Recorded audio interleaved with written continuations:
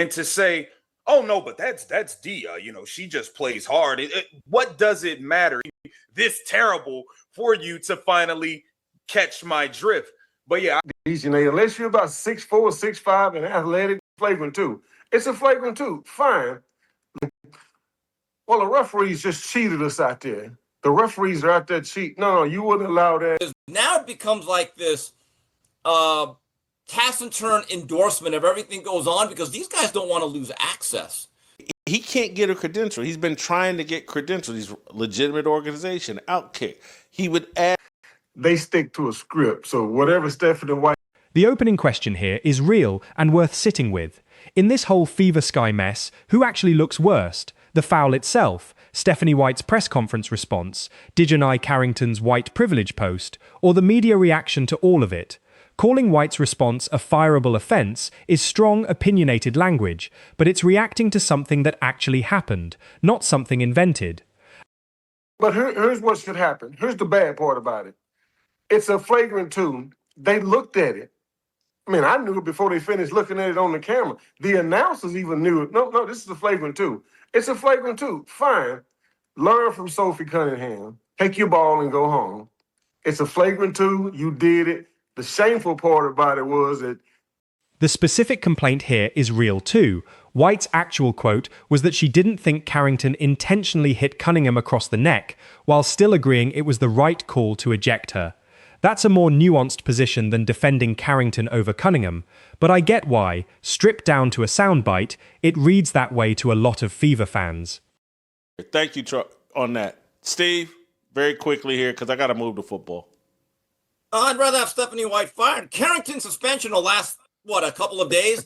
Stephanie White back on the job may last for years. Think of the impact. Yeah, I don't want Carrington to ever play in the WNBA again. And seriously, she should. There's too much tape. There's too many examples. This is not an accident. The comparison to the earlier Alyssa Thomas incident is a fair pattern to point out. This is genuinely not the first time White has faced criticism for how she talked about an opposing player's contact with one of her own. Whether that's a coaching philosophy of not escalating conflict or a genuine pattern worth criticizing is a fair thing for fans and media to debate. You missed a Hall of Fame-worthy performance by Carson Beck for this. See, Jason, you deserve this. You deserve this. But to be serious about this, couple things about the way Dijon is going to be treated, regardless of what the rules say about tweeting and getting on your phone. One of my favorite Thomas Sowell. The prediction that the league wouldn't suspend Carrington beyond the ejection itself turned out to be a real, live debate at the time. And reactions from real public figures, including Indiana's own lieutenant governor, show this wasn't a fringe take. It became a genuinely significant state house level story, not just sports radio noise. Could have won the game. You cost your team a game. Your coach should be more pissed off than anybody if you want to know the truth about it. But what should happen now is you shouldn't get suspended a game before the foul because precedent shows you don't get suspended an extra game for a flagrant 2.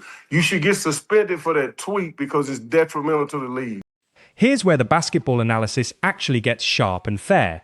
Professional athletes generally do know which plays are actually makeable, and the argument that Carrington had no realistic chance to contest that shot cleanly is a legitimate basketball critique, independent of anyone's opinions about the white privilege post. Say anything too harsh about Stephanie White. I think that conversion is not going to happen. I think Lisa Salters has that locked down. She ain't worried about you, Charles. So I'll just say this. Of the two, and I think me and Maurice agree, so I'm asking Steve and Charles this. If I had a preference, I want... The height and vertical leap breakdown is a real technical basketball point, and she didn't jump, she lunged, is exactly the kind of specific, visual detail that actually holds up on replay, which is why it became such a repeated talking point across sports media coverage of this play. And I think Lisa Salters has that locked down. She ain't worried about you, Charles. So I'll just say this. Of the two, and I think me and Maurice agree, so I'm asking Steve and Charles this. If I had a preference, I want... do I want Stephanie White fired more or Dijon Carrington suspended more? That's actually a tougher question than I thought. and the officiating outcome here is fully confirmed.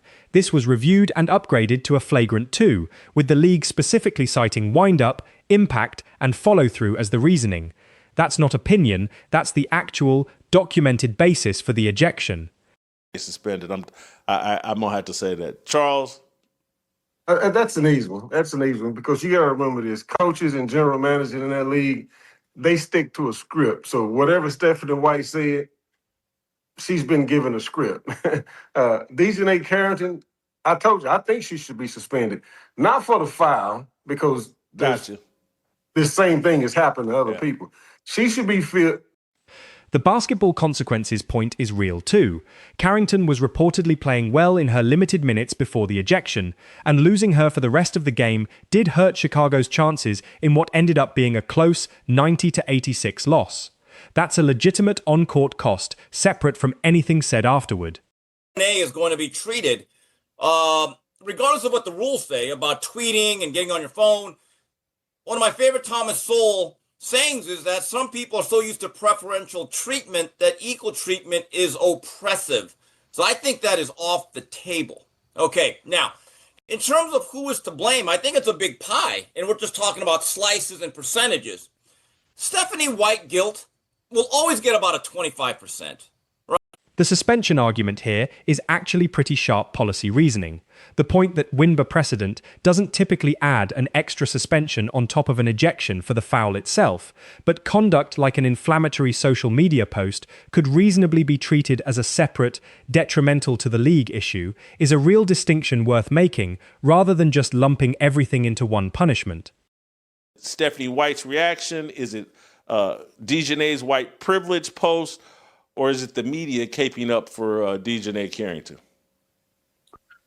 Oh my God. That's terrible. Everybody looks horrible, but Stephanie White, in my opinion, this is a fireable offense. You can't get to the podium and defend This media accountability critique deserves real credit. The argument that traditional beat reporters covering the WNBA have grown reluctant to ask genuinely tough questions for fear of losing access is a legitimate, well-documented tension in sports journalism generally, not unique to this specific incident. Or DiDN Carrington suspended more? That's actually a tougher question than I thought. But who's more worthy of being fired and or suspended, DiDN or Stephanie White? I want Stephanie White fired more than I want DiDN suspended. I'm gonna have to say that. Charles? That's an easy one. That's an easy one because you got to remember this: coaches and general managers in that league, they stick to a script. So whatever Stephanie White said, she's been given a script. DiDN Carrington, I told you. And the specific example here is real.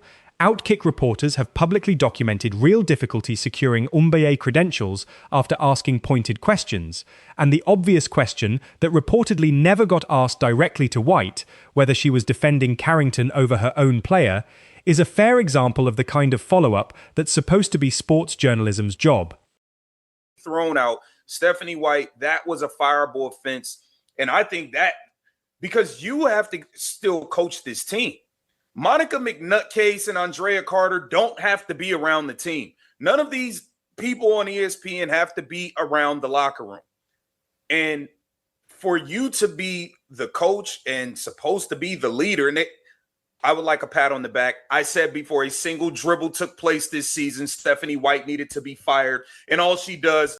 The comparison to the separate Dearica Hamby situation is a real, live debate in its own right. Weighing a coach's job security against a player's disciplinary record is a genuinely tricky question, and reasonable people are landing in different places on which situation deserves the harsher consequence. Guy that got his credential pulled by Indiana, right, for asking. Right.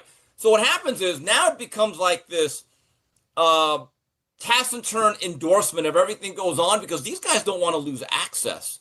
So I think some of the blame has to go to the everyday traditional media that covers that league.